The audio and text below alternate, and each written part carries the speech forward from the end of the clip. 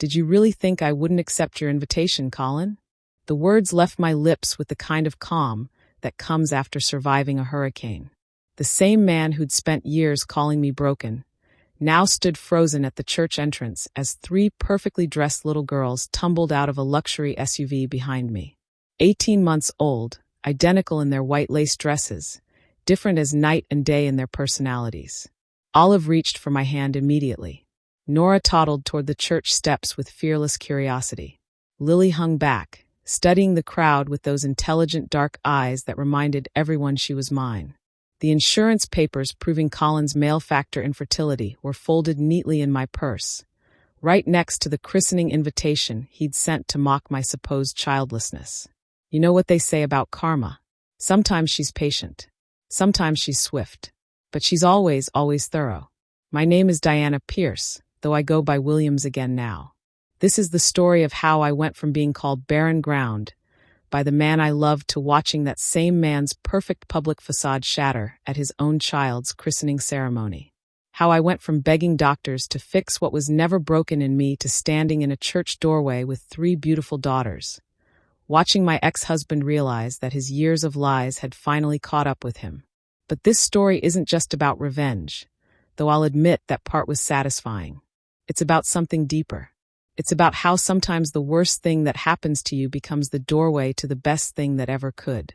It's about how the person who breaks you can accidentally show you exactly how strong you really are. If you've ever been made to feel like you're not enough, like you're fundamentally flawed, like your worth depends on someone else's approval, then this story is for you. If you've ever wondered whether justice really exists in this world, whether people who hurt others ever really face consequences, then you need to hear what happened next. Because what I'm about to tell you will restore your faith in cosmic justice. It will show you that sometimes the universe has a sense of humor so perfect, so precisely timed, that you can't help but believe in something bigger than yourself. Before I tell you about that moment when Colin's face went white as his son's christening gown, before I describe how his mother's gasp echoed through that church when she learned the truth about her precious boy, let me take you back to the beginning. Back to when I still believed that love meant accepting cruelty. Back to when I thought my body was a broken vessel instead of a garden waiting for the right season. Let me tell you about the 8 years I spent trying to grow flowers in poisoned soil, and how I finally learned the difference between a man who loves you and a man who owns you. This is going to be a ride you won't forget. Trust me on that. But let me start from the beginning, back when I still thought Colin Pierce was my happily ever after instead of my greatest lesson in disguise. I was 24 when I met him, young enough to mistake intensity for passion, control for care. He was 31, established in his marketing firm, the kind of man who looked good on paper and knew it. Tall, confident, the type who commanded attention when he walked into a room. I was fresh out of graduate school, working my first real job at a nonprofit, still believing that good intentions and hard work were enough to change the world. Our first date was at an upscale restaurant downtown. He ordered wine without asking what I preferred, cut me off mid-sentence to correct something I'd said about current events, and somehow made it feel like he was doing me a favor by being there. I should have seen the red flags.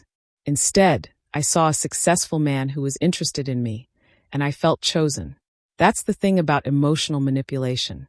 It doesn't start with cruelty. It starts with making you feel special, selected, like you've won some kind of prize. Colin was good at that. He had this way of making you feel like the most important person in the room, right up until the moment he made you feel like the least. We dated for 3 years before he proposed. 3 years of him slowly reshaping my world to revolve around his needs, his schedule, his vision of what our life should look like. I gave up weekend plans with friends because he preferred quiet evenings at home. I stopped wearing certain colors because he said they didn't suit me. I learned to anticipate his moods, to smooth over his rough edges with other people, to make myself smaller so he could feel bigger. The proposal was everything I thought I wanted. Public, elaborate, the kind of story other women would envy. He took me to the same restaurant where we'd had our first date, got down on one knee in front of a room full of strangers, presented me with a ring that cost more than I made in 6 months. Everyone applauded. I said yes because saying no felt impossible with all those eyes on us, all those people expecting a fairy tale ending. We married 6 months later in a ceremony that looked perfect in photographs. His family filled most of the church. Mine was smaller, quieter. But they were there, beaming with pride that their daughter had found such a successful man. My mother cried during the vows. His mother critiqued my dress choice later at the reception, but quietly, so only I could hear. The first 6 months of marriage were a honeymoon period in the truest sense. We were still playing house, still pretending that the little irritations and incompatibilities were charming quirks instead of fundamental differences. I was still trying to be the wife I thought he wanted. He was still trying to be the husband he thought would make him look good. Then he brought up children. Not in the gentle, dreamy way that couples usually discuss their future family. Not with questions about timing or readiness or how many kids we might want someday. He brought it up like a business proposal, complete with timelines and expectations. "I think we should start trying," he announced one evening over dinner, the same tone he might use to suggest we refinance the mortgage. "We've been married 6 months. We're financially stable. There's no reason to wait." I remember setting down my fork, looking at him across our dining room table, and feeling something cold settle in my stomach.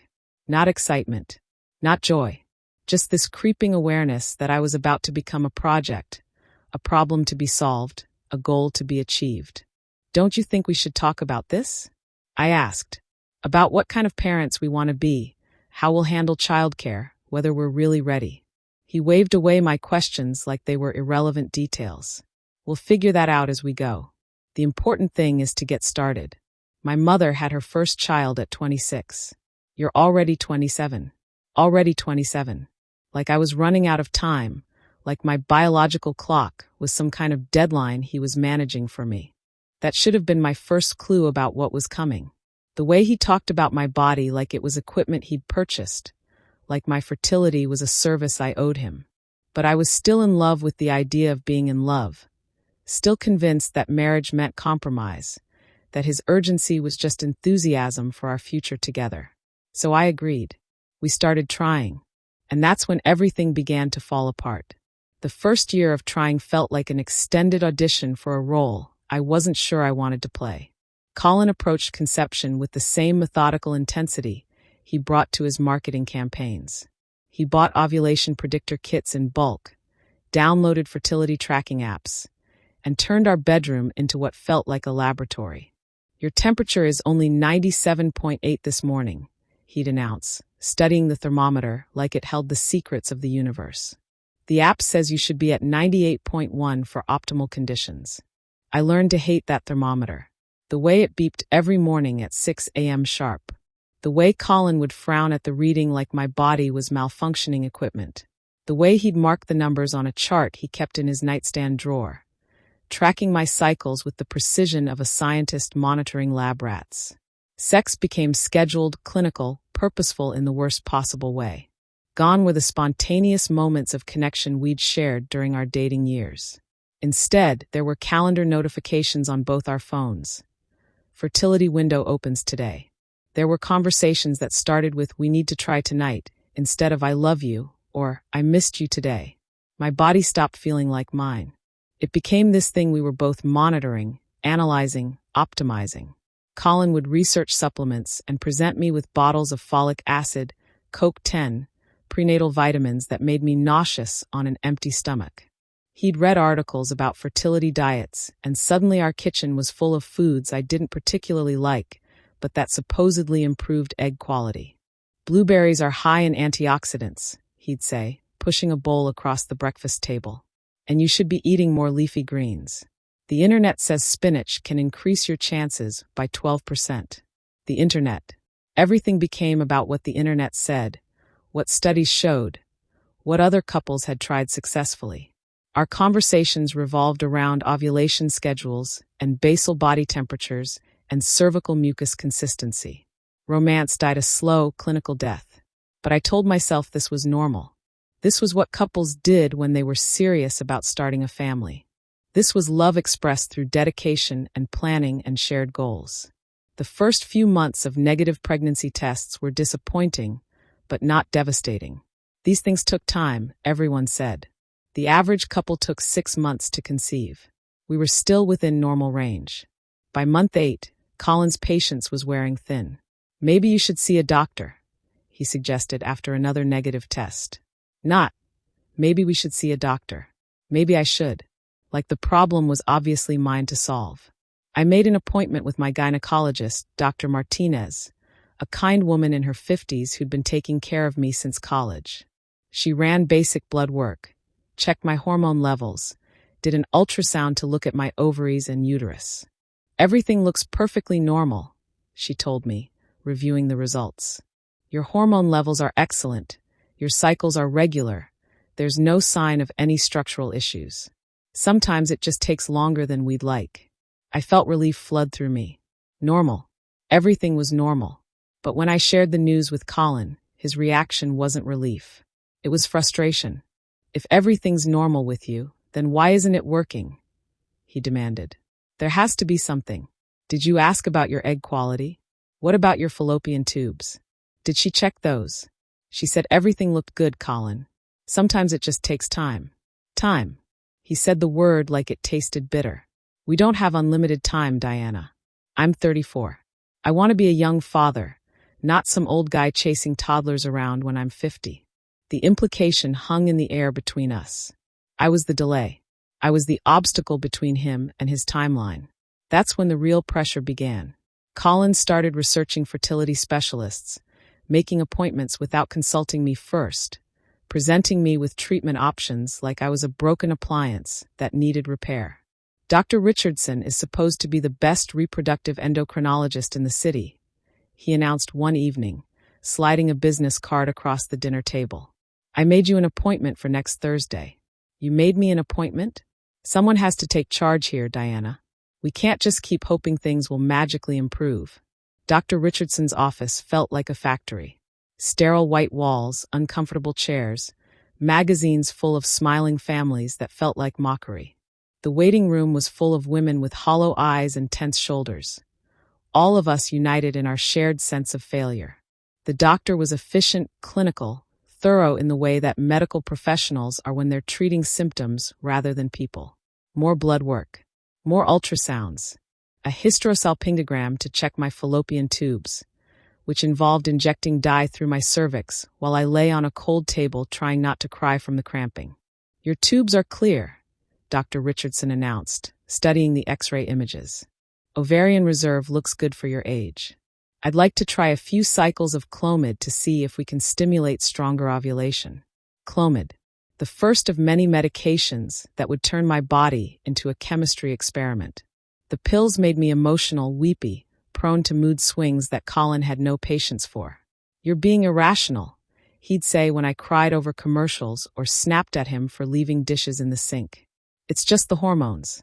You need to get control of yourself. Just the hormones.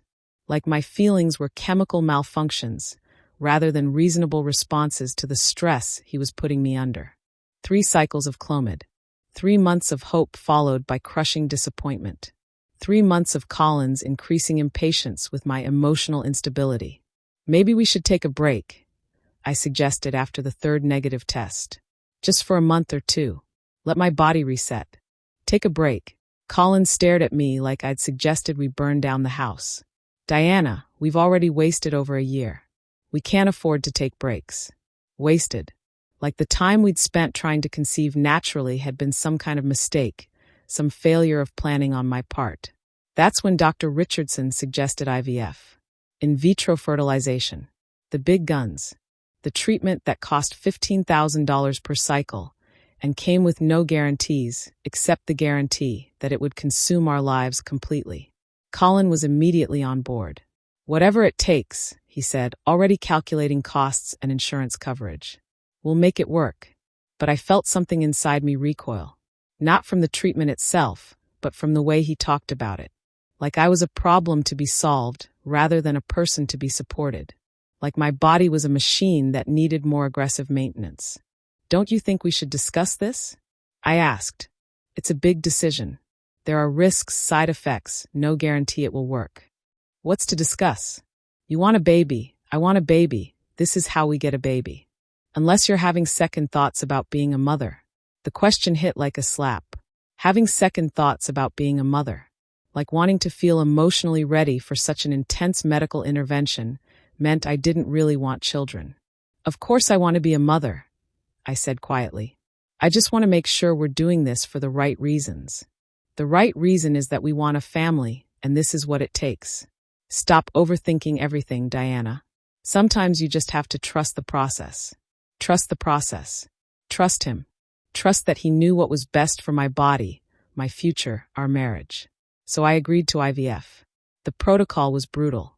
Daily hormone injections that left my stomach bruised and tender. Blood draws every other day to monitor my hormone levels. Ultrasounds to track follicle development. Medications that made me bloated, emotional, exhausted. Colin administered the injections himself, approaching the task with the same methodical precision he brought to everything else. He'd lay out the syringes and alcohol swabs like surgical instruments, measure the medications to the exact milliliter, inject them into my stomach with clinical efficiency. Hold still, he'd say when I flinched. You're making this harder than it needs to be. I started to dread those evening injection sessions. Not because of the physical pain, but because of the way he looked at me during them. Like I was livestock being prepared for breeding. Like my discomfort was an inconvenience he had to manage. The egg retrieval was scheduled for a Tuesday morning in March.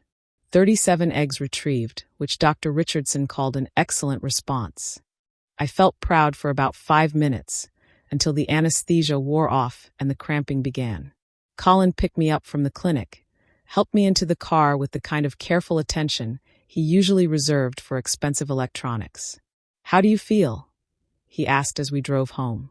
Sore, tired, but hopeful. Good. Dr. Richardson said they'll call tomorrow with the fertilization report. The fertilization report. 22 eggs had fertilized normally. 18 made it to day 3.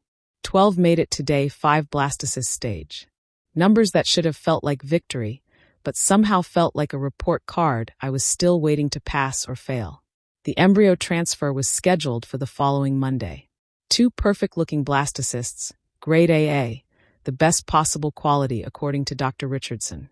This should work, Colin said as we drove to the clinic that morning. With embryos this good, there's no reason it shouldn't work. No reason except that fertility isn't a math equation. No reason except that bodies are complex systems that don't always respond to medical intervention the way textbooks suggest they should. No reason except that sometimes, despite perfect embryos and perfect protocols and perfect timing, things just don't work. The 2-week wait was torture. Colin monitored my symptoms like a hawk, analyzing every twinge, every moment of nausea, every change in my energy level. Are you feeling anything? He'd ask multiple times a day. Any implantation cramping? Breast tenderness? Fatigue? I started lying to him, claiming symptoms I didn't have just to see the hope in his eyes, the momentary satisfaction that his investment might be paying off. The pregnancy test was negative. I took it alone in our bathroom at 5 a.m, unable to sleep, unable to wait any longer for answers. One line. Stark, definitive, final. I sat on the bathroom floor and cried quietly, trying not to wake Colin, trying to process the grief and disappointment and relief all tangled together in my chest. When he found me there 20 minutes later, his first words weren't comfort or sympathy. Did you test too early? Maybe it's a false negative. It's been 14 days, Colin. The test is accurate. We'll try again. Dr. Richardson said we have 10 more embryos frozen. We'll do another transfer next month. Next month. Like I was a slot machine that just needed another quarter, another pull of the lever. I need some time, I said, to recover, to process this. Time for what? The longer we wait, the older we get. The older the embryos get. We need to strike while the iron is hot. Strike while the iron is hot. Like my grief was inefficiency, like my need to emotionally recover was just another obstacle to his timeline. That's when I started to see him clearly for the first time. Not as my loving husband who wanted to build a family with me, but as a man who had decided he wanted something and viewed me as the means to get it. My feelings, my physical comfort, my emotional well-being were all secondary to his goal. But I wasn't ready to admit that yet. I was still trying to be the wife he wanted, still believing that if I could just give him a baby, everything would go back to the way it was supposed to be. So we tried again, and again, and again, for more embryo transfers over the next 18 months, for more negative pregnancy tests, for more cycles of hope and devastation, and Colin's increasing frustration with my body's refusal to cooperate with his plans. By the fifth failed transfer, something had shifted in him. The careful attention he'd paid to my comfort during the early cycles was gone. The gentle encouragement had been replaced by barely concealed irritation. Maybe you should try acupuncture, he suggested after the last negative test. Or meditation. Stress can interfere with implantation. Stress. Like the stress wasn't coming from him, from his constant monitoring and criticism and impatience with my emotional responses to repeated medical trauma. Maybe we should consider other options, I said carefully.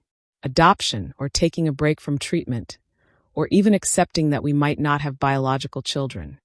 The look he gave me was pure disgust. I'm not raising someone else's kid, he said flatly. And I'm not giving up on having my own family, because you can't handle a little medical intervention. A little medical intervention. 18 months of hormone injections and surgical procedures and emotional roller coasters. Dismissed as a minor inconvenience I was too weak to handle. That's when he started using the phrase that would haunt me for years. You're like barren ground, he said one evening after I'd suggested we take a month off from treatment. Nothing grows there no matter how much you water it. Barren ground. The words hit me like a physical blow, settled into my chest like stones. That's a cruel thing to say. It's not cruel if it's true. We've spent 2 years and $40,000 trying to make something grow in soil that just won't support life. Soil that won't support life. Like I was dirt, earth, something to be cultivated rather than someone to be loved. But the cruelest part wasn't the words themselves. It was the way he said them. Matter of fact. Clinical.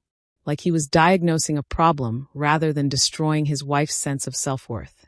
That night, I lay in bed next to him listening to his steady breathing and felt something die inside me. Not hope for a baby, though that was fading too. Something deeper. The part of me that had believed I was worthy of love regardless of what my body could or couldn't do. I started to see myself through his eyes. Broken. Defective. A woman whose primary value lay in her ability to produce children, and who was failing at the one job that mattered. The worst part was that I started to believe him. The conversation that ended my marriage happened on a Tuesday evening in October, 3 years into our fertility journey. I remember the date because it was the same day I'd gotten the results from my latest round of testing. Dr. Richardson had run every conceivable diagnostic, searching for some explanation for our continued failures. Everything still looks normal, she'd told me that afternoon. Your hormone levels, your uterine lining, your ovarian function. Sometimes we just don't have answers. I'd driven home feeling oddly relieved. Normal. After 3 years of being treated like a medical mystery, there was comfort in that word. Colin was waiting for me in the kitchen when I walked through the door, sitting at our dining table with a stack of papers spread in front of him. Financial documents, insurance statements, medical bills. The paper trail of our fertility journey laid out like evidence in a trial. How did the appointment go? He asked without looking up. Dr. Richardson says everything still looks normal. No new issues, no problems she can identify. He finally raised his eyes to meet mine, and what I saw there made my stomach drop. Not disappointment, not even frustration. Something colder. Something that looked like resignation mixed with disgust.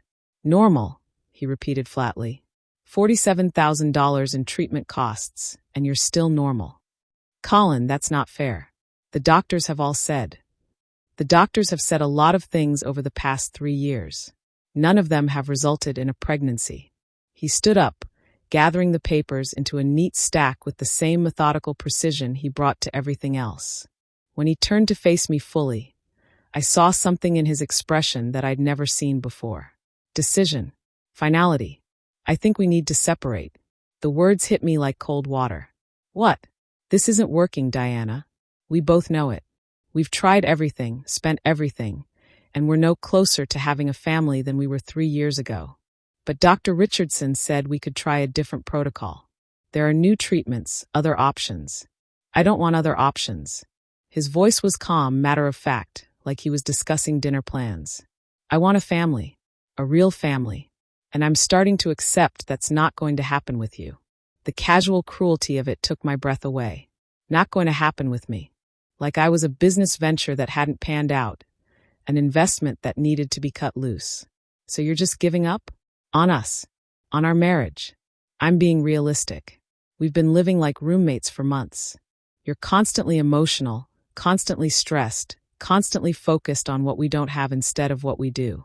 This obsession with getting pregnant has made you someone I don't even recognize anymore.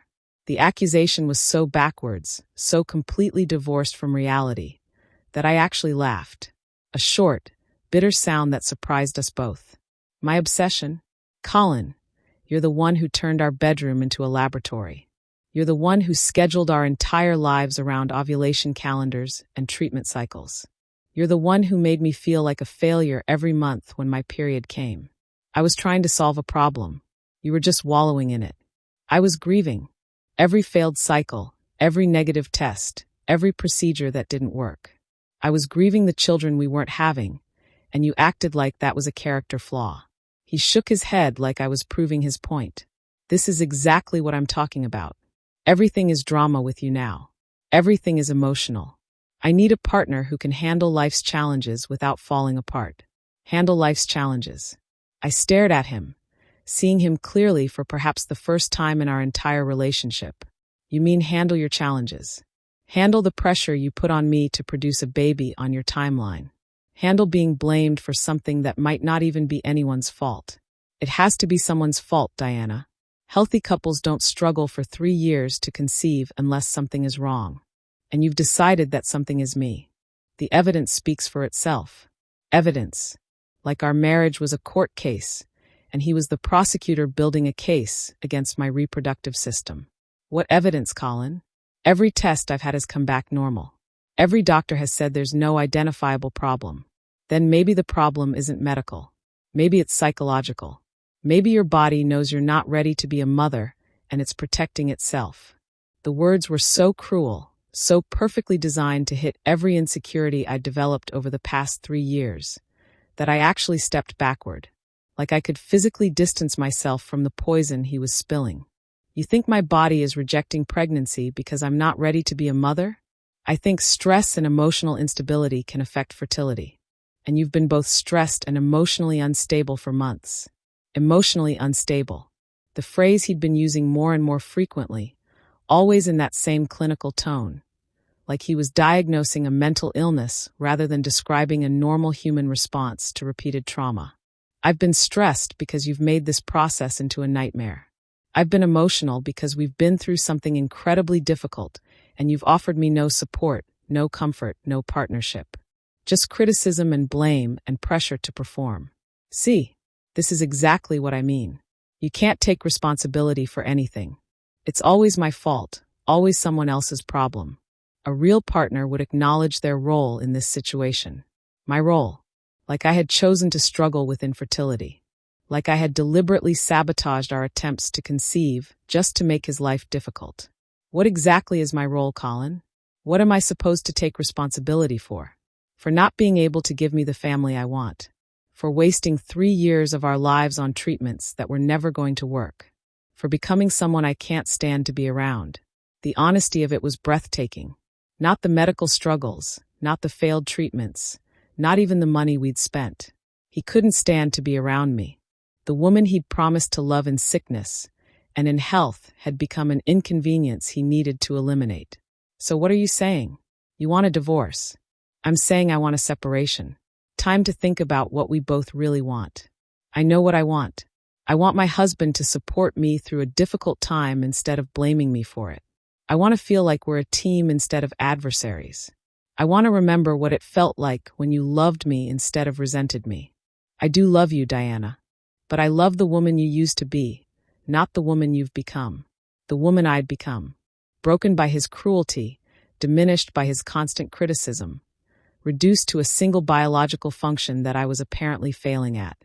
The woman I've become is the woman you created. 3 years of being told I'm defective, that my body is broken, that I'm the obstacle to your happiness. You did this to me, Colin. You broke me down piece by piece until I started to believe I really was worthless. No one made you believe anything. You chose to internalize the situation instead of dealing with it constructively. Chose to internalize. Like emotional abuse was something I had opted into. Like his constant criticism was just objective feedback I was too sensitive to handle properly. That's when I realized the conversation was over. Not because we'd reached any kind of resolution, but because there was no point in trying to explain emotional damage to someone who refused to acknowledge he'd caused it. Fine, I said quietly. If you want a separation, we'll separate. But I want you to know that this isn't about fertility. This isn't about my body or my emotions or my supposed inability to handle stress. This is about you deciding that I'm not worth fighting for. Diana, no, you've said enough. You've made your position clear. I'm the problem. I'm the obstacle. I'm the reason you can't have the life you want. Message received. I turned to walk away, but his next words stopped me cold. I've already talked to a lawyer. I turned back slowly, feeling something shift inside me. Something that had been holding on, hoping, believing that this was just a rough patch we could work through. You've already talked to a lawyer. I wanted to understand my options. Financially, I mean. How assets would be divided, what the process would look like. How long ago? A few weeks. A few weeks. While I'd been researching new fertility treatments, hoping we could try a different approach, he'd been researching divorce attorneys. So this conversation isn't about whether we should separate. It's about you informing me that you've already decided. I wanted to be prepared for all possibilities. And you didn't think to include me in that preparation? To maybe mention that you were considering ending our marriage. I'm mentioning it now. The casual dismissal of 8 years together, 5 years of marriage, 3 years of shared struggle, was so complete that I felt something inside me simply shut down. Not break, not shatter, just quietly, efficiently shut down. I'll stay at my sister's tonight, I said. We can figure out the details later. Diana, wait. We don't have to. Yes, we do. You've made that very clear. I walked upstairs and packed a bag, moving through our bedroom like a stranger. The fertility medications still lined my nightstand. The ovulation predictor kits still cluttered the bathroom counter. The thermometer still sat next to my side of the bed, waiting for tomorrow morning's reading. I left it all behind. As I carried my suitcase downstairs, Colin was waiting by the front door. This doesn't have to be permanent, he said. Maybe some time apart will help us both get perspective. I looked at him standing there, this man I'd loved for 8 years. This man I'd let reshape my entire sense of self-worth, and felt nothing but exhaustion. Goodbye, Colin. I walked out of our house and didn't look back. What I didn't know then was that he'd already found someone else. Someone whose body worked the way mine apparently didn't. Someone who was already carrying the child he'd spent 3 years telling me I couldn't give him. What I didn't know was that in 6 months, I'd discover the real reason our fertility treatments had failed. And what I definitely didn't know was that in 2 years, I'd be standing in a church doorway with 3 beautiful daughters, watching his carefully constructed lies finally catch up with him. But that night, driving to my sister's house with everything I owned in 2 suitcases, all I knew was that the man who was supposed to love me had decided I wasn't worth the effort. The worst part was that I believed him. The separation lasted exactly 6 weeks. Not because we reconciled, but because Colin filed for divorce the day after Thanksgiving. I was staying with my sister Maya in her cramped 2-bedroom apartment, sleeping on a pull-out couch that left my back aching every morning. Maya worked as a nurse at the local hospital, pulling 12-hour shifts that left her exhausted, but still willing to listen to me cry into bowls of ice cream at midnight. He's an ass, she'd say simply, handing me another tissue. He's always been an ass. You just couldn't see it because you were too busy trying to be perfect for him. Perfect for him. The phrase stung because it was true. I'd spent 8 years molding myself into whatever version of Diana he seemed to want at any given moment. Quieter when he needed space. More social when he wanted to show me off. More focused on fertility when he decided that was our priority. Less emotional when my feelings became inconvenient. The divorce papers arrived on a Tuesday morning via certified mail. Maya signed for them while I was in the shower, and I found her sitting at her kitchen table staring at the envelope like it might explode. "It's from Peterson, Walsh and Associates," she said quietly. "That's a law firm." I knew what it was before I opened it. Still, seeing the words "Petition for Dissolution of Marriage" in official legal typeface made everything feel suddenly brutally real. The grounds for divorce were listed as irreconcilable differences, which felt like the legal system's way of saying, "We don't need to assign blame, but we all know who's really at fault here." What shocked me was the proposed asset division. Colin was asking for the house, both cars, the majority of our savings, and his full 401k. He was offering me half of our checking account balance and my own retirement fund. Essentially, he wanted to keep everything we'd built together and leave me with what I'd brought into the marriage. "This can't be legal," Maya said, reading over my shoulder. "You've been married for 5 years. You're entitled to half of everything. Not if I agree to this division." "Why would you agree to this?" I stared at the papers, feeling that familiar numbness that had become my default emotional state. Because fighting it would mean more lawyers, more time, more contact with him. I just want it to be over. "Diana, you can't just give up everything because you're tired of fighting." But that's exactly what I wanted to do. The thought of sitting in lawyers' offices, arguing over who deserved what, having my marriage dissected by strangers who would reduce our 8 years together to a list of assets and debts, felt unbearable. "I'll find a lawyer," I said finally, "just to review it. Make sure I'm not signing away anything I'll regret later." The lawyer I found was a woman named Jennifer Chun, recommended by a coworker who'd gone through her own messy divorce 2 years earlier. Jennifer's office was small but professional, filled with law books and family photos that suggested she understood both the legal and emotional complexities of divorce. "This is heavily skewed in your husband's favor," she said after reviewing the papers. "Unreasonably so. In a 5-year marriage with no children, you'd typically be entitled to half of all marital assets. He's claiming that most of our assets came from his income, since I work for a nonprofit. That's not how marital property works.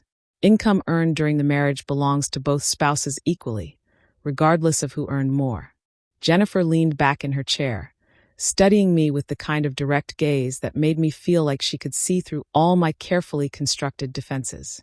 "Can I ask why you're considering accepting this division? Are you afraid of him? Is there some kind of coercion happening?" "No, nothing like that. I want it to be over. I want to move on with my life. Moving on is important, but you shouldn't have to impoverish yourself to do it. You're 29 years old. You need financial security to rebuild." 29. The number hit me like a slap. I'd been 24 when I met Colin, 26 when we married. I'd given him the entirety of my 20s, and now I was starting over with nothing to show for it except a pile of medical debt from fertility treatments. What would happen if I contested this? I asked. We'd file a counter-petition asking for equitable distribution, 50-50 split of all marital assets. It might take a few months to resolve, but you'd walk away with significantly more financial security. A few more months of being legally tied to Colin. A few more months of negotiations and court dates, and reminders of everything I'd lost. "Let me think about it," I said. That night, I called Colin. It was the first time we'd spoken since I'd moved out, and hearing his voice on the phone felt surreal, like talking to a stranger who happened to sound like someone I used to know. "Diana, I was wondering when you'd call. I got the divorce papers." "Good. I was hoping we could handle this amicably." Amicably. Like there was something mutual and friendly about him taking everything we'd built together and leaving me with scraps. "Your proposed asset division is pretty one-sided, Colin. I think it's fair, considering the circumstances." "What circumstances?" "The medical expenses. The fertility treatments. Most of our debt is related to your medical issues." My medical issues. Like infertility was a character flaw I developed just to inconvenience him. Those were our medical expenses. Our decision to pursue treatment. Our shared goal of having a family. It was your body that needed the treatment. The casual cruelty of it still had the power to take my breath away. Even now, even in the middle of divorce proceedings, he couldn't resist twisting the knife. So you think I should pay for the privilege of being blamed for our fertility problems? I think you should take responsibility for the choices that led us here. The choice to marry you? Yeah, I'm definitely taking responsibility for that mistake. There was a long pause. When he spoke again, his voice had that cold, controlled tone I'd learned to dread. You can contest the division if you want. Drag this out for months, spend money on lawyers, make everything more complicated and expensive. But this is what I'm offering. Take it or leave it. Is that a threat? It's reality. I have a good lawyer and documentation of all our expenses. I can make a case that the majority of our debt is related to your medical treatment, which means you should bear the majority of the financial responsibility. The breathtaking unfairness of it left me speechless. He was threatening to make me pay for the fertility treatments he'd insisted on, the procedures he'd scheduled, the medications he'd administered himself. You're unbelievable. I'm practical. I'm trying to move forward with my life, and I'd prefer to do it without a lengthy legal battle. But if you want to fight, we can fight. Something in his tone made me pause. There was confidence there, certainty, like he knew something I didn't. What aren't you telling me, Colin? I don't know what you mean. You sound awfully sure that you'd win in court, like you have some kind of ace up your sleeve. I just have good legal representation. But there was something else. Something in the way he said it, the slight hesitation before he answered, that made my stomach clench with dread. Have you been planning this longer than you told me? Diana, I think we should keep this conversation focused on the practical matters. How long, Colin? How long have you been planning to leave me? Another pause. Longer this time. I think we should handle all communication through our lawyers from now on. Answer the question. Goodbye, Diana. The line went dead.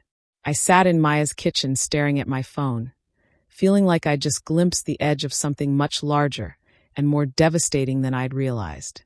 Colin wasn't just leaving me. He'd been planning to leave me, preparing for it, setting things up in his favor while I was still believing we were working toward the same goal. The next morning, I called Jennifer Chin.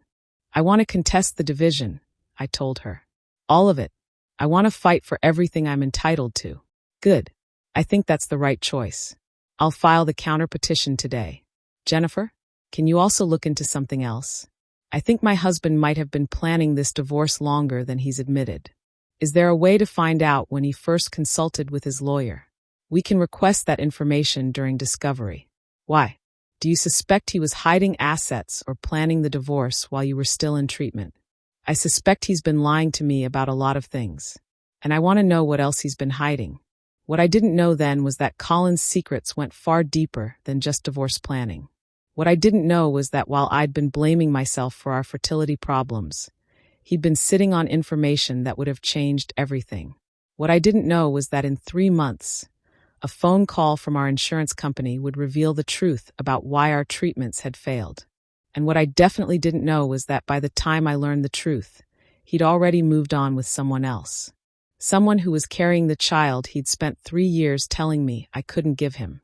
But that morning, calling my lawyer and deciding to fight for what was mine, I felt something I hadn't felt in months. I felt like myself again, angry, determined, and ready to stop letting Colin Pierce define my worth.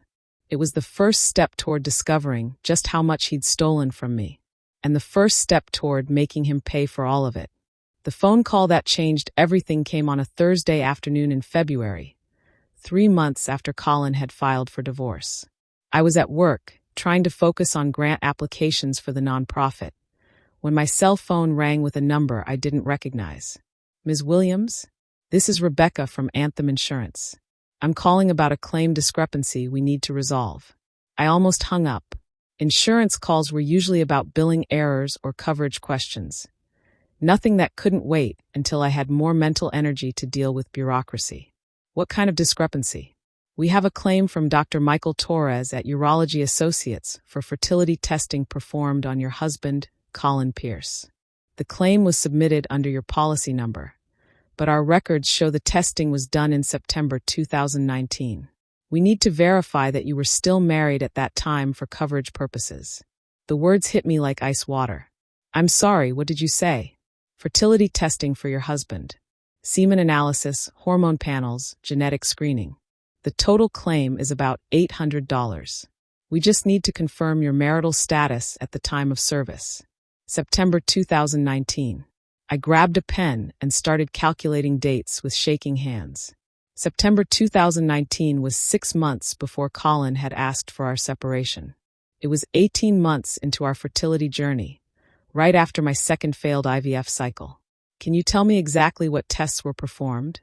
Let me see: comprehensive semen analysis, testosterone levels, FSH, LH, genetic karyotyping, and something called a sperm DNA fragmentation test. My vision started to blur around the edges. Those were extensive male fertility tests. The kind of testing that would reveal any problems with sperm count, motility, morphology, genetic abnormalities. The kind of testing that Dr. Richardson had suggested for Colin multiple times, and that he had refused. Are you sure about the date? Yes, ma'am. September 15th, 2019.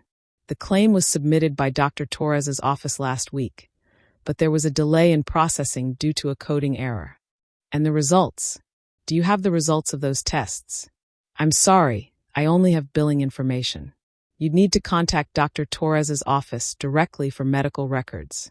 I hung up and sat staring at my computer screen, trying to process what I'd just learned. Colin had undergone comprehensive fertility testing in September 2019. He'd done it secretly, without telling me, while I was still blaming myself for our inability to conceive. And he'd never mentioned the results. My hands were shaking as I dialed Dr. Torres's office. Urology Associates, this is Karen. Hi, this is Diana Pierce. I need to request medical records for my husband, Colin Pierce. He had testing done in September 2019. I'll need to verify your identity and get a records release form signed by the patient. We're going through a divorce. I'm trying to get copies of all medical records related to our fertility treatment. This testing was done while we were married and covered under my insurance. Let me transfer you to our medical records department. 20 minutes and 3 transfers later, I was told that I could request the records, but Colin would need to sign a release form since the tests were performed on him. I hung up feeling frustrated and suspicious. Why would Colin need to sign a release for tests that were covered under my insurance? Tests that were directly related to our shared fertility treatment? That evening, I called Jennifer Chin. I need to add something to our discovery requests, I told her. I found out that Colin had fertility testing done in 2019 that he never told me about. What kind of testing? Comprehensive male fertility workup. Semen analysis, hormone levels, genetic testing. Everything. There was a pause. And he didn't share the results with you? He didn't even tell me he'd had the testing done. I only found out because the insurance company called about a billing issue. That's concerning. If he had testing done that revealed fertility issues on his end, and he allowed you to continue believing the problem was with you, that could be relevant to the divorce proceedings. How? Emotional distress. Fraud. Depending on what the results showed, it could demonstrate a pattern of deception that affected your mental health and your medical decisions. Can we get the records? We can subpoena them as part of the divorce discovery. Medical records related to fertility treatment during the marriage are fair game. Do it. Diana, I have to ask, are you prepared for what we might find? If those test results show that your husband knew he had fertility issues and chose not to tell you, I'm prepared. I need to know the truth. But I wasn't prepared. Nothing could have prepared me for what we discovered 2 weeks later when the subpoenaed medical records arrived at Jennifer's office. She called me at work on a Tuesday morning. Can you come in today? I have the records from Dr. Torres's office. What do they say? I think we should discuss this in person. The drive to Jennifer's office felt endless. Traffic lights seemed to last forever. Every red light gave me more time to imagine what those test results might contain, what Colin might have been hiding from me. Jennifer was waiting with a manila folder on her desk and an expression I couldn't read. Sit down, she said gently. I sat. The test results show severe male factor infertility.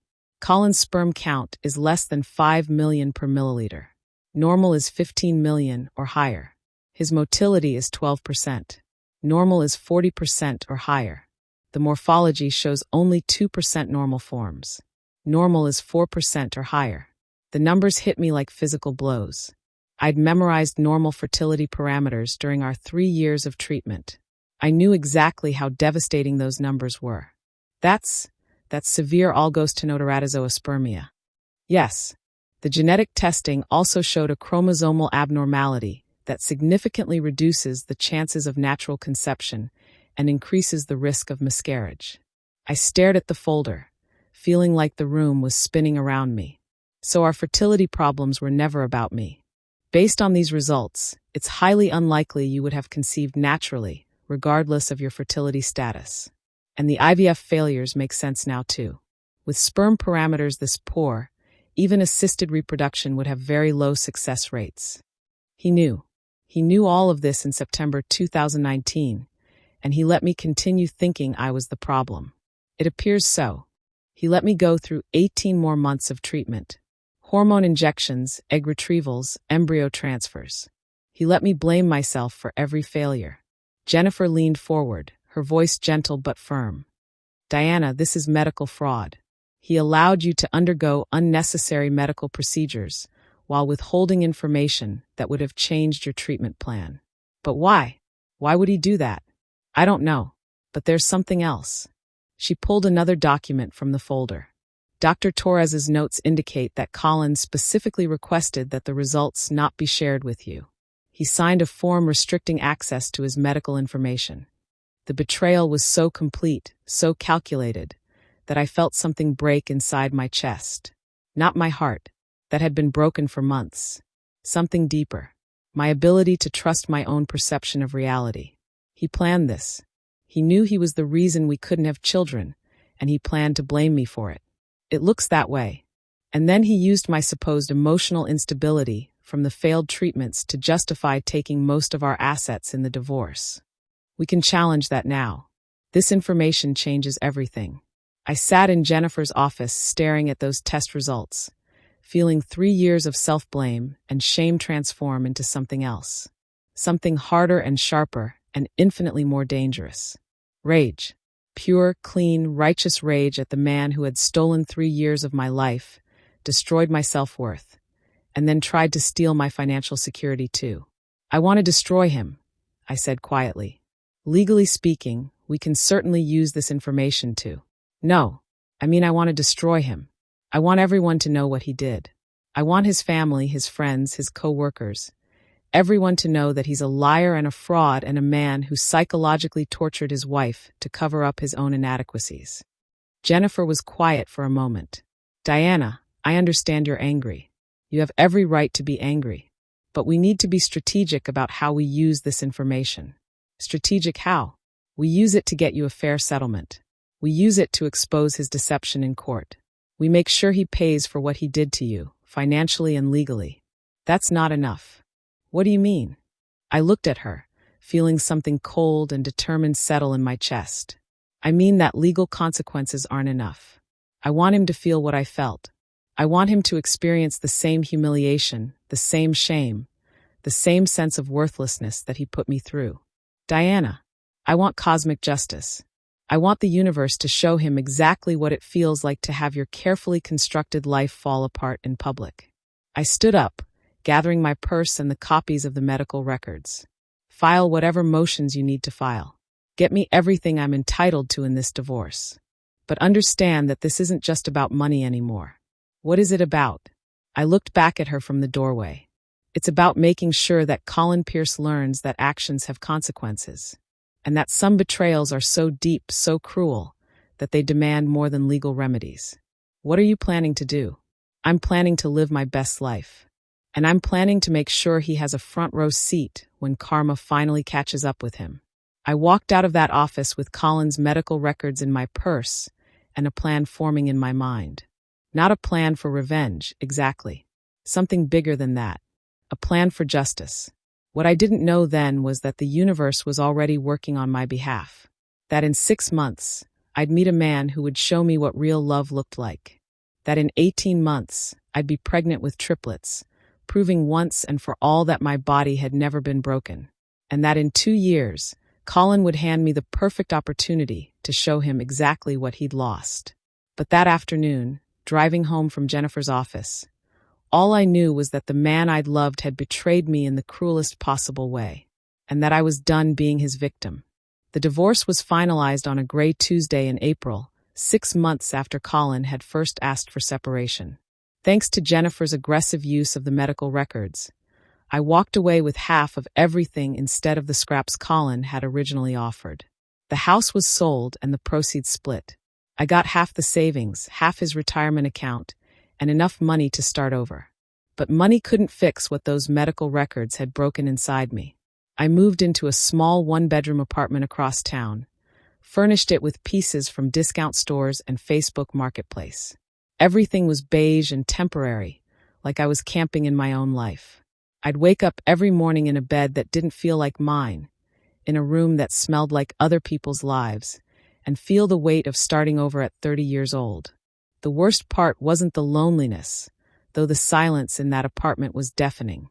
The worst part wasn't the financial stress, though nonprofit salaries don't stretch far when you're supporting yourself for the first time in 8 years.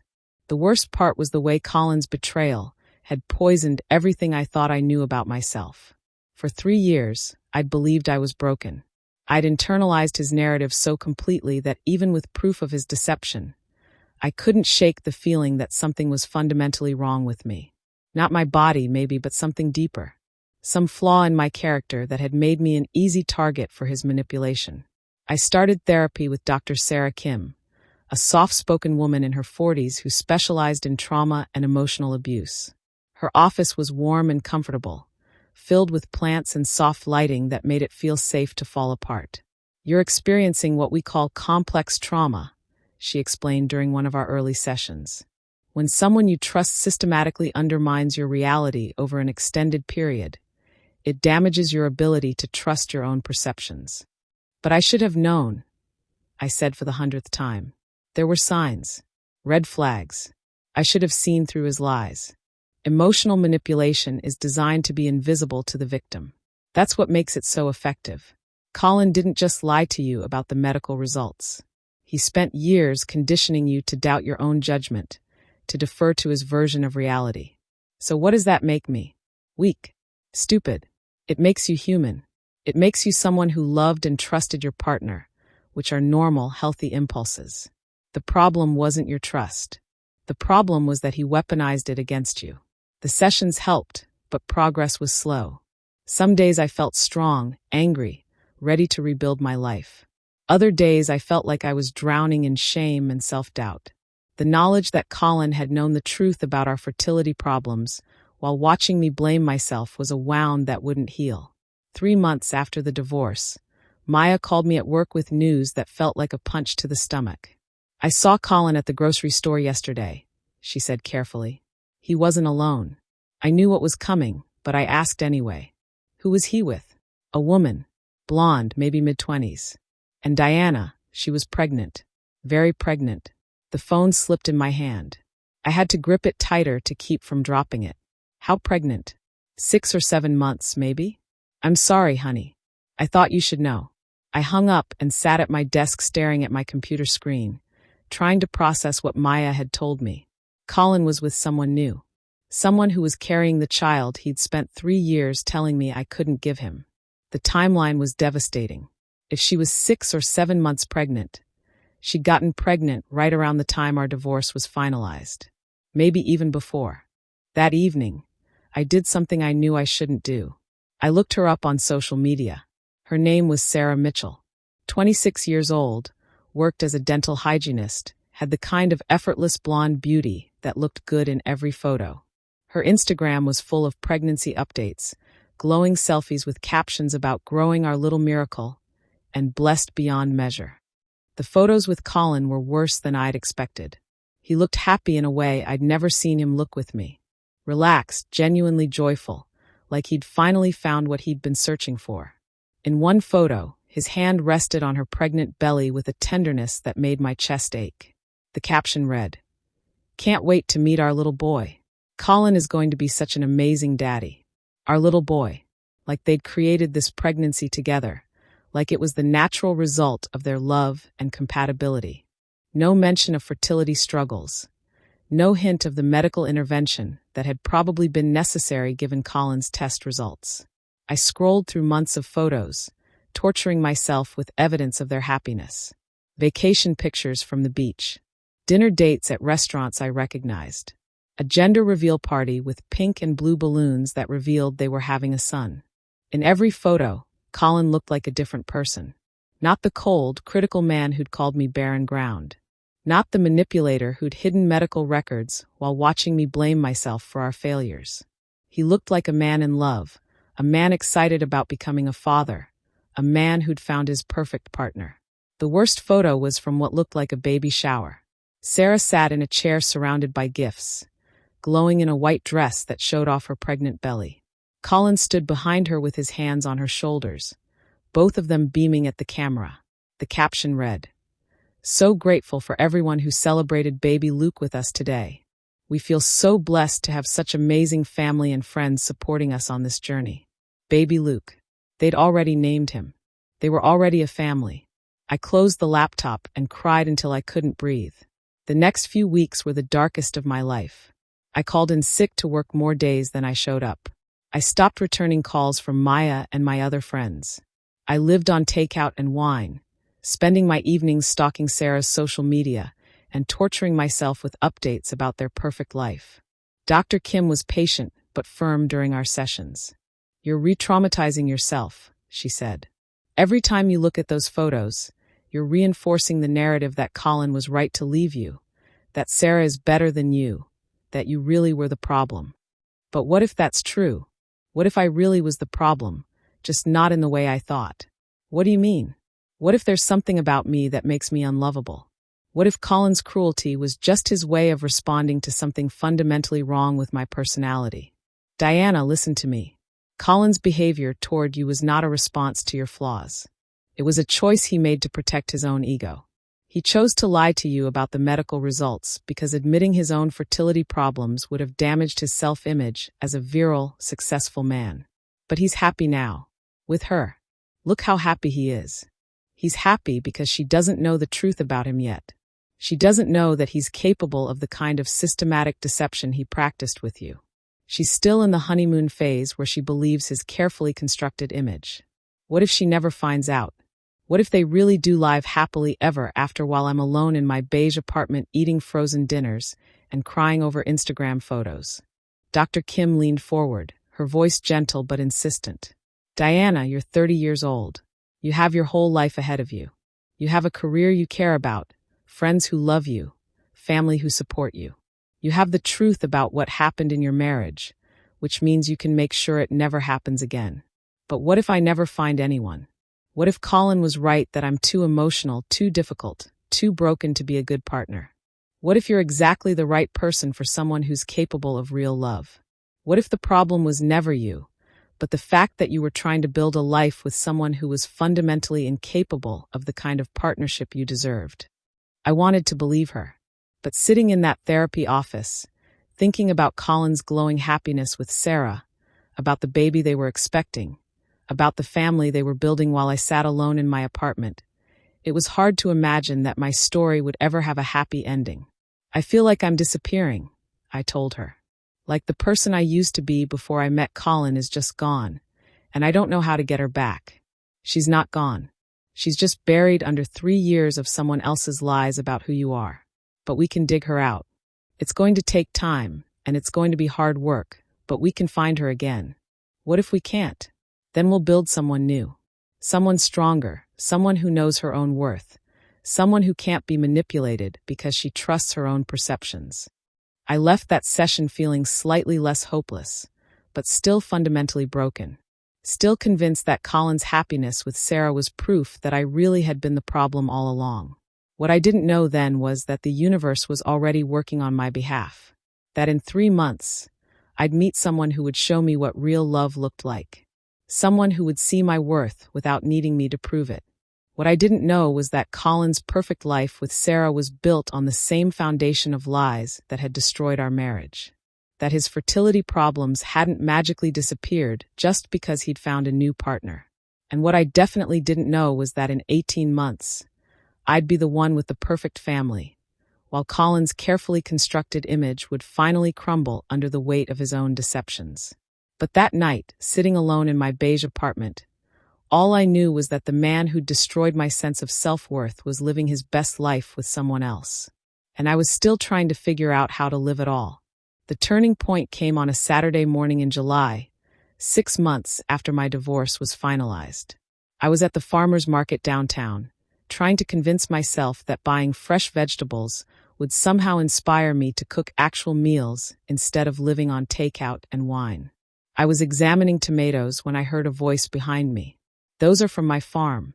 Best tomatoes in the county, if I do say so myself." I turned around and found myself looking at a man with kind eyes and dirt under his fingernails.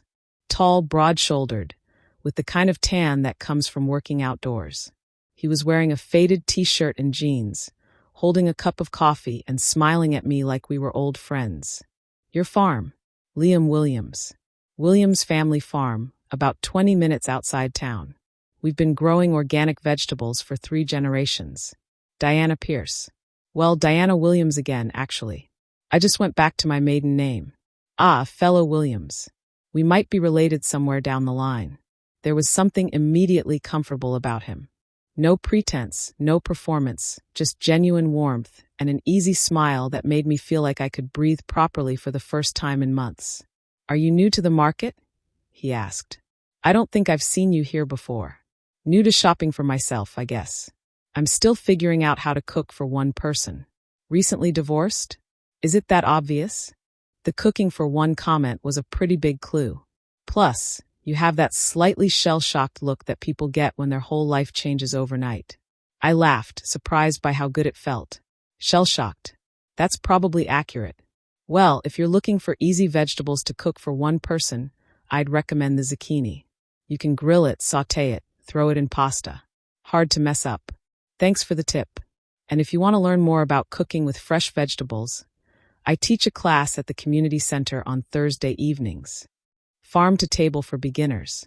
Very low-key, mostly just an excuse to eat good food and meet people." I almost said no automatically. I'd been turning down social invitations for months, preferring the safety of my apartment and my Netflix queue. But something about Liam's easy manner made the idea feel less threatening. "What time on Thursdays?" 7 to 9. Next week we're doing summer squash and herbs. The week after that, tomatoes and peppers.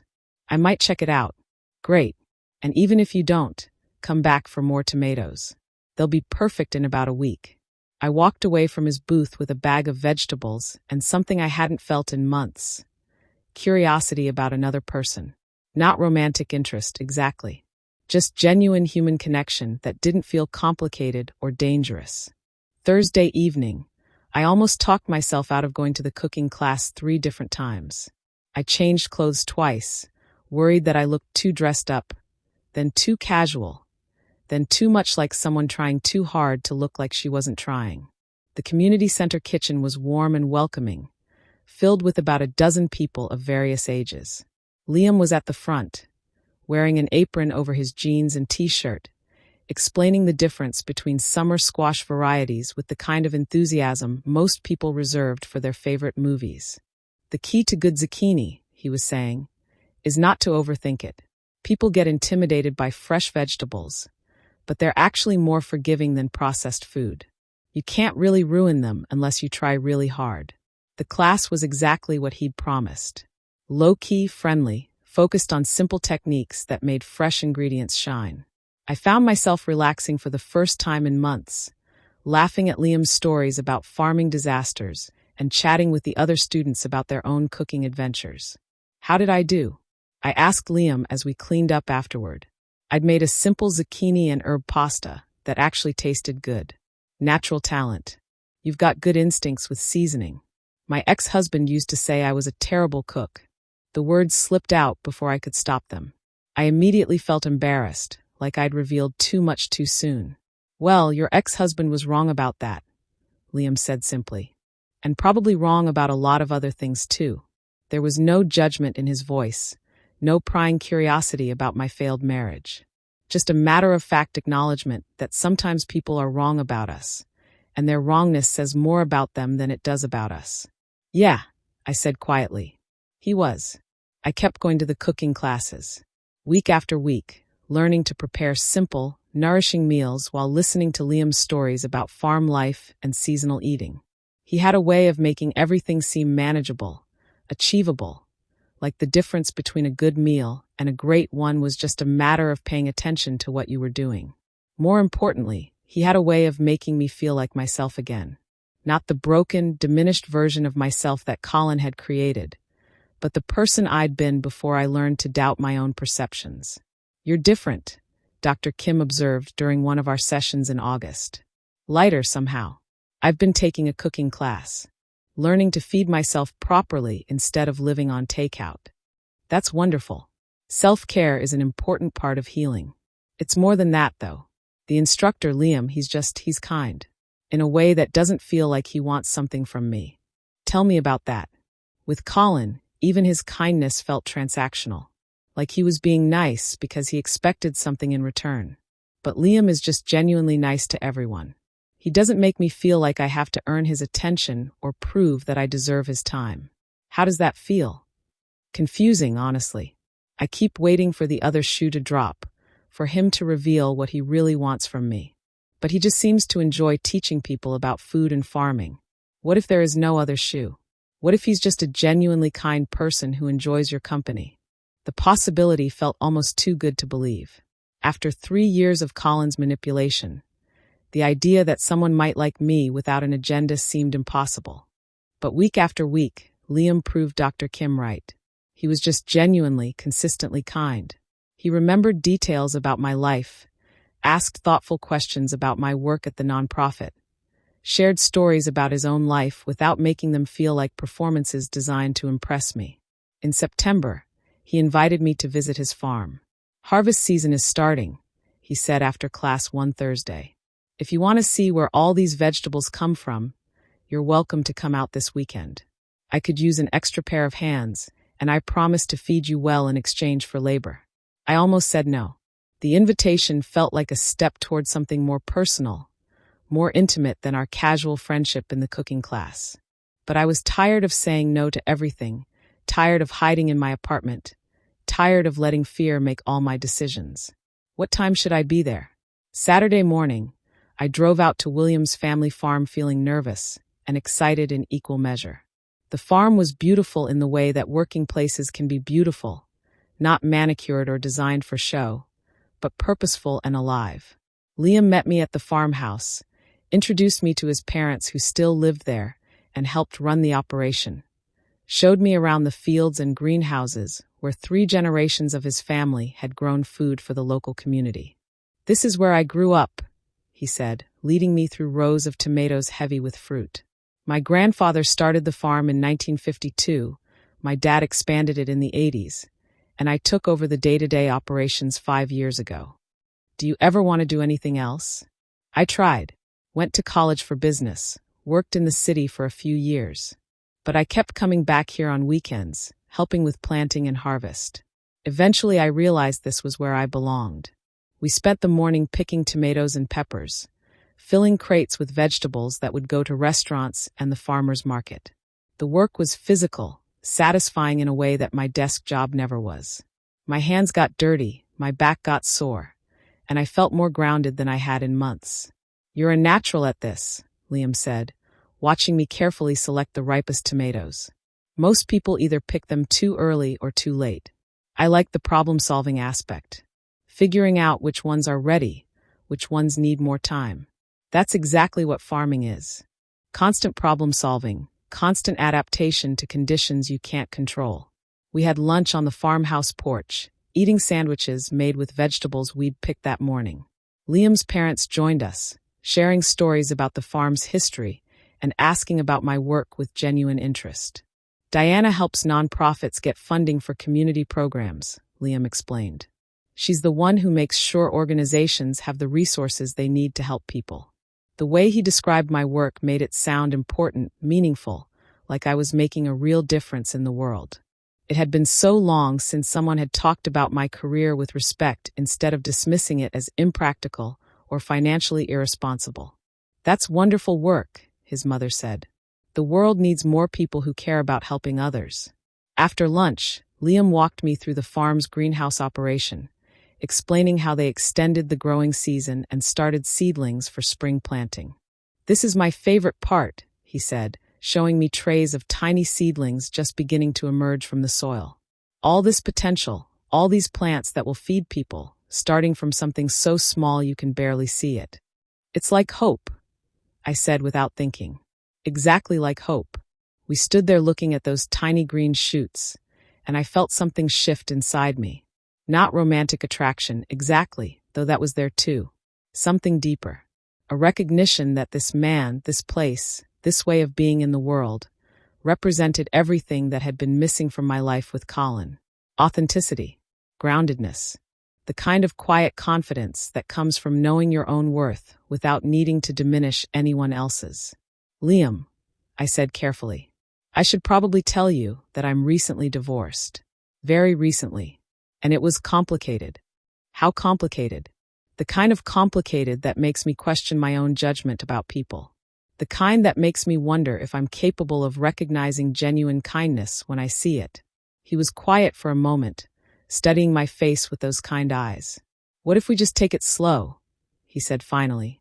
"What if we keep being friends, keep getting to know each other, and see what happens naturally? You'd be okay with that? With not knowing where this is going?" "Diana, I've been farming for 15 years. I've learned that the best things grow slowly in their own time, when conditions are right. You can't force a tomato to ripen faster by pulling on it." The metaphor made me laugh, but it also made perfect sense. After 3 years of Colin's pressure and timelines and demands for immediate results, the idea of letting something develop naturally felt revolutionary. "Okay," I said. "Let's see what grows." What grew over the next few months was the kind of friendship that felt like coming home to myself. Liam never pushed for more than I was ready to give. He never made me feel like I had to prove my worth or earn his attention. He just consistently showed up as himself, genuine and kind and interested in who I really was beneath all the damage Colin had done. And slowly, carefully, I started to believe that maybe Dr. Kim had been right. Maybe the problem had never been me. Maybe I really was worthy of the kind of love that didn't require me to diminish myself to receive it. What I didn't know then was that in 6 months, I'd be pregnant with triplets, proving once and for all that my body had never been broken. What I didn't know was that Colin's perfect life with Sarah was about to implode in exactly the way mine had, for exactly the same reasons. And what I definitely didn't know was that in 18 months, he'd hand me the perfect opportunity to show him exactly what he'd lost when he chose cruelty over love. But that afternoon, standing in Liam's greenhouse surrounded by tiny seedlings full of potential, all I knew was that I was finally ready to start growing again. The christening invitation arrived on a Tuesday morning in March, exactly 18 months after my divorce was finalized. I was in my kitchen making coffee, humming along to the radio while Olive, Nora, and Lily played in their high chairs, when Maya knocked on my door holding an envelope with a familiar return address. "This came to my apartment," she said, her expression grim. "It's addressed to you, but sent to my old address." I knew what it was before I opened it. Elegant cream cardstock, expensive printing, the kind of formal invitation that screamed, "Look how perfect our life is.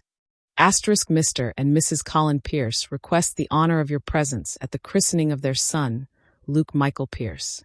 Saturday, April 15th, 2 p.m., St. Matthew's Episcopal Church, asterisk. Below the formal text, someone had written in blue ink, "Hope you can make it. Would love for you to meet Luke. Sarah." I stared at the invitation, feeling something cold and sharp settle in my chest. This wasn't a genuine invitation. This was a calculated cruelty, designed to remind me of everything I supposedly couldn't have while showcasing everything they'd achieved. "Are you okay?" Maya asked, bouncing Nora on her hip while Olive reached for her earrings. "They invited me to their baby's christening." "They what?" Maya's voice rose an octave. "That's sick. Who does that?" "Someone who wants to make sure I know exactly how happy they are without me." I looked at my daughters, 18 months old and perfect in every way. Olive with her serious dark eyes and careful way of examining everything before deciding if it was safe. Nora with her fearless curiosity and infectious giggle. Lily with her quiet intelligence and the way she studied people like she was solving puzzles. They were the proof I'd never thought I'd have. Proof that my body wasn't broken, that I wasn't the problem, that everything Colin had told me about myself was a lie. You're not actually considering going, are you? Maya asked. I folded the invitation carefully and set it on the counter. Actually, I think I am. Diana, no. That's exactly what they want. They want you to show up looking sad and pathetic so they can feel superior about their perfect little family. What if I don't show up looking sad and pathetic? What do you mean? I looked at my daughters again, then at the invitation, then back at Maya. What if I show up looking exactly like what I am? A woman who's built a beautiful life with a man who actually loves her, raising 3 healthy children who prove that the problem was never me. Maya's eyes widened as she understood what I was suggesting. You want to bring the girls? I want to walk into that church looking like the woman Colin threw away. I want him to see exactly what he lost when he chose cruelty over love. That's diabolical. That's justice. That evening, I called Liam at the farm. He was in the greenhouse, checking on seedlings for spring planting, and I could hear the contentment in his voice as he described the new varieties he was trying this year. How would you feel about attending a christening with me? I asked. Who's christening? My ex-husband's son. There was a long pause. Liam knew the basics of my marriage to Colin, the fertility struggles, the way it had ended.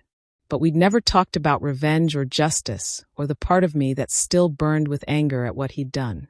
That sounds like it could be emotionally complicated, he said carefully. It could be. Or it could be exactly what I need to finally close that chapter of my life. What do you need from me? I need you to be yourself. I need you to be the man who loves me and our daughters unconditionally. I need you to be living proof that Colin was wrong about everything. Diana, are you sure this is about closure? Because it sounds like it might be about something else. I was quiet for a moment, considering his question. Liam had a way of cutting through my rationalizations to the truth underneath. Maybe it's about both, I said finally. Maybe I need him to see what real love looks like. Maybe I need him to understand that his cruelty didn't break me. It just revealed how strong I really am.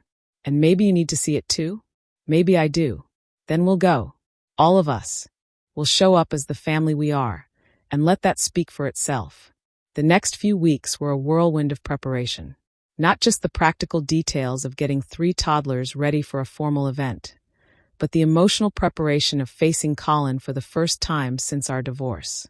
I bought a new dress, something elegant but not flashy, the kind of outfit that whispered confidence rather than shouting it. Navy blue with a subtle pattern, fitted but not tight, the kind of dress that made me feel like myself at my best. For the girls, I found matching white dresses with tiny flowers embroidered on the bodices. They looked like angels, like the miracles they were, like living proof that love creates life in ways that manipulation never can. Liam wore a simple gray suit that made his eyes look even kinder than usual. He'd offered to stay home, to let me handle this confrontation alone, but I needed him there. Not as a prop or a weapon, but as a reminder of who I really was beneath all the damage Colin had done. The night before the christening, I couldn't sleep. I lay in bed next to Liam, listening to his steady breathing and the soft sounds of the girls sleeping in their room down the hall, trying to imagine how the next day would unfold. Are you nervous? Liam asked quietly. Terrified, I admitted. Of seeing him again? Of seeing him and feeling nothing. Of realizing that all this anger I've been carrying around is just taking up space that could be filled with better things. Would that be so bad? I don't know. The anger has been fuel for so long. It's what got me through the divorce, through therapy, through learning to trust again. What if I let it go and there's nothing left? Liam rolled over to face me, his hand finding mine in the darkness. Then we'll fill that space with something better. With love, with joy, with all the good things we're building together. What if he's changed? What if he really is happy with Sarah, really is a good father to Luke? What if seeing their perfect family just reminds me of everything I thought I wanted with him? Then you'll remember that what you have now is better than anything you could have had with him. Because what you have now is real. Saturday morning dawned clear and bright, the kind of spring day that feels like a promise. I dressed the girls carefully, braided their hair with tiny white ribbons, made sure their shoes were polished and their faces were clean. "Mama, pretty," Olive said, patting my dress with her small hands. "Thank you, baby. You're pretty too. Where we going?" "We're going to meet some people Mama used to know." "Nice people." I paused, considering how to answer that question honestly. Some of them are nice. Some of them aren't as nice. But we're going to be kind to everyone, okay? "Okay, Mama." The drive to St. Matthew's Episcopal Church took 20 minutes. 20 minutes of my heart beating faster with each mile. Liam drove while I sat in the passenger seat, checking my reflection in the mirror, making sure the girls were still clean, trying to calm the butterflies in my stomach. "You look beautiful," Liam said as we pulled into the church parking lot. "You look like exactly who you are. A woman who's built a life she's proud of." "I love you," I said, meaning it more than I'd ever meant anything. "I love you too. All of you." We got out of the car and I lifted the girls from their car seats, settling Olive on my hip while Liam carried Nora and Lily. They looked around with wide eyes, taking in the unfamiliar surroundings with the fearless curiosity of children who've never been given reason to doubt that the world is safe. "Ready?" Liam asked. I looked at the church entrance, at the people in their Sunday best walking through the doors, at the life I'd built rising up to meet the life I'd left behind. "Ready." We walked toward the church together, our daughters babbling happily in our arms, and I felt something I hadn't expected. Peace.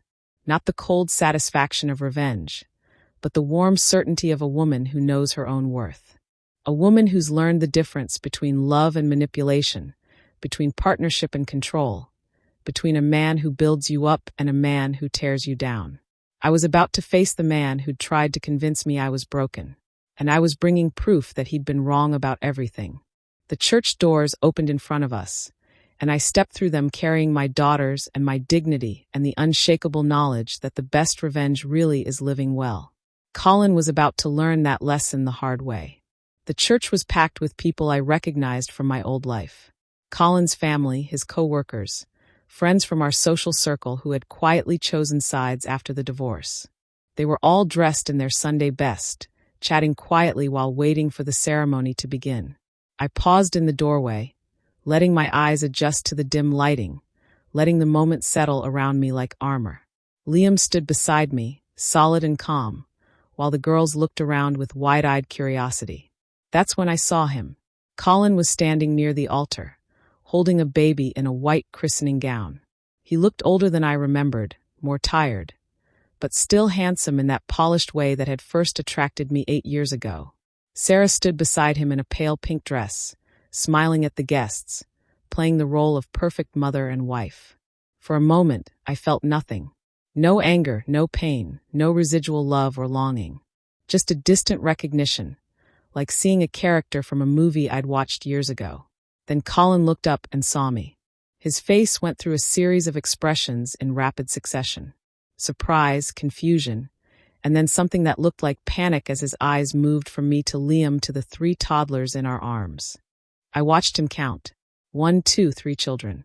All clearly mine, all obviously healthy and happy and real. The color drained from his face. "Diana." Sarah's voice carried across the church, bright and welcoming. "Oh my goodness, you came. I wasn't sure you'd be able to make it." She approached us with genuine warmth, and I realized she had no idea who I really was. To her, I was probably just an old friend of Colin's, someone from his past who'd been invited out of politeness. "Sarah," I said, shifting Olive to my other hip. "Thank you for inviting us. This is my husband Liam, and these are our daughters, Olive, Nora, and Lily. Triplets." Sarah's eyes widened with delight. "Oh my goodness, how wonderful. How old are they?" 18 months. "They're beautiful. Absolutely beautiful." She turned to Liam with the kind of easy friendliness that suggested she really was as nice as she seemed. "And you must be so proud. 3 at once, that's incredible." "We feel very blessed," Liam said simply. I watched Colin over Sarah's shoulder as she cooed over the girls. He was standing frozen near the altar, still holding baby Luke, staring at us like he was seeing ghosts. "Colin," Sarah called, waving him over. "Come meet Diana's family. Look at these gorgeous girls." He approached slowly, like a man walking to his execution. Up close, I could see the lines around his eyes, the tension in his jaw, the way his hands shook slightly as he held his son. "Hello, Colin," I said calmly. "Diana." His voice was hoarse. I didn't expect you to come. Sarah was kind enough to invite us. We thought it would be nice to celebrate Luke's special day. "These are your daughters?" "Our daughters," I corrected, glancing at Liam. "Olive, Nora, and Lily." "Triplets," he said, like he was trying to make sense of a foreign language. "Yes, we were very fortunate." I watched him process the implications. 18-month-old triplets meant I'd gotten pregnant about 6 months after our divorce was finalized. It meant I'd had no trouble conceiving once I was with the right partner. It meant everything he'd told me about my body, my fertility, my worth as a woman had been a lie. "They're beautiful," he said finally, his voice barely above a whisper. "Thank you."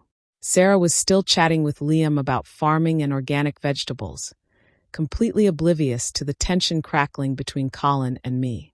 Other guests were starting to notice us, pointing and whispering as they recognized me and tried to figure out who the handsome man with the 3 babies was.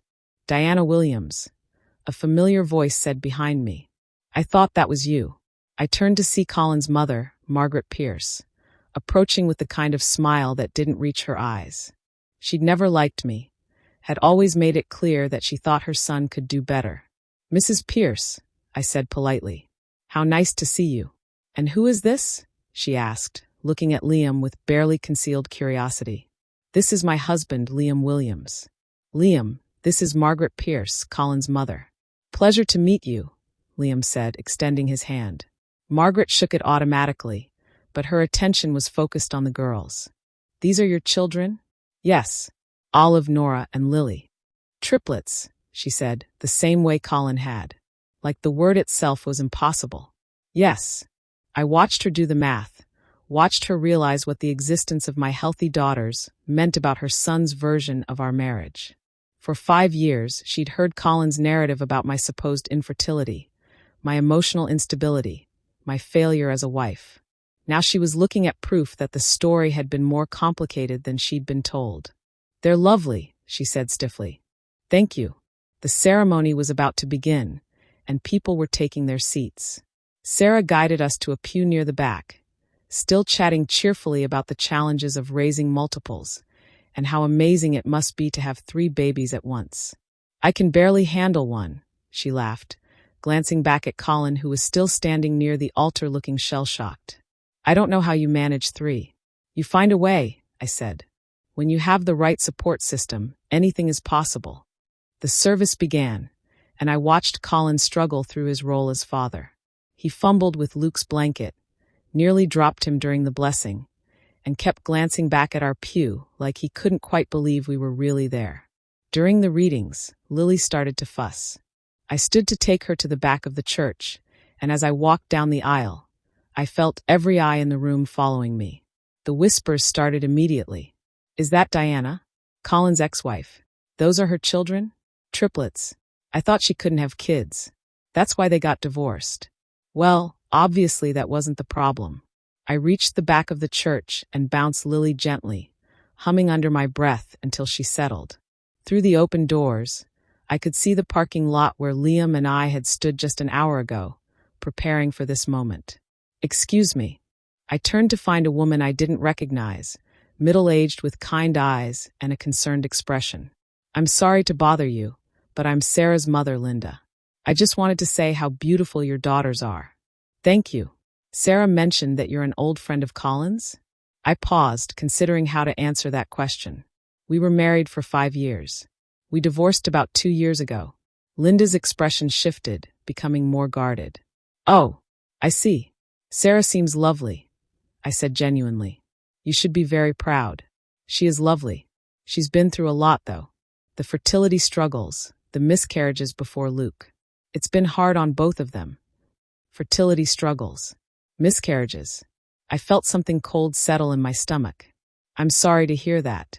3 years of trying, 2 miscarriages, finally had to do IVF to conceive Luke. But they never gave up hope. 3 years. The same timeline Colin and I had struggled. The same treatments, the same heartbreak, the same desperate hope month after month. That must have been very difficult. It was, especially for Sarah. She blamed herself, kept thinking there was something wrong with her. Colin was wonderful, though. So supportive, so patient. He never made her feel like it was her fault. I stared at Linda, feeling the pieces click into place. Colin hadn't changed. He just learned to hide his cruelty better, at least in the beginning. But the fertility problems had followed him to his new relationship because the fertility problems had always been his. Well, I said carefully, I'm glad they were able to have Luke. Yes, they're very blessed. Though I worry about Sarah. She's been talking about trying for another baby soon, and I'm not sure she's ready for that stress again. Another baby. More fertility treatments. More opportunities for Colin's true nature to emerge when the pressure mounted and the treatments failed. I looked back at the altar where Colin was holding Luke, and I felt something I hadn't expected.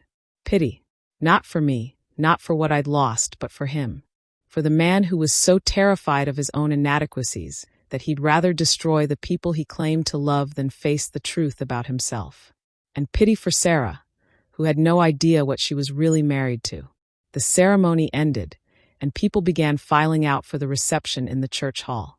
Liam appeared at my side with Olive and Nora, both girls reaching for me with happy babbles.